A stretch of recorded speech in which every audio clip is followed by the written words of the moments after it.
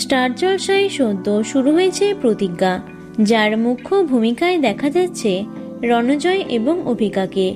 প্রথম প্রোমো প্রকাশ্যে আসার পর থেকেই এক্সাইটেড ছিলেন ভক্তরা। সদ্য শুরু হওয়া এই ধারাবাহিকটি বেশ পছন্দ করছেন সকলে।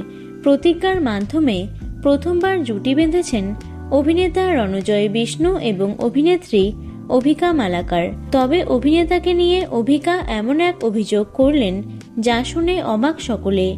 টেলিভিশনের পর্দায় সদ্য শুরু হয়েছে প্রতিজ্ঞা ধারাবাহিকে অভিকা এবং রণজয়ের রসায়ন দেখে মুগ্ধ দর্শকরা। তবে বাস্তবে তাদের বন্ডিং কেমন? সম্প্রতি এক সাক্ষাৎকারে অভিনেতা এবং অভিনেত্রী জানান যে শুটিং চলাকালীন তারা একে অপরকে সাহায্য করেন। কোনো দৃশ্যে সমস্যা হলে তারা একে অপরের পাশে এসে দাঁড়ান। এই অফস্ক্রিন বোঝাপড়াটাই অনস্ক্রিনে ফুটে উঠছে।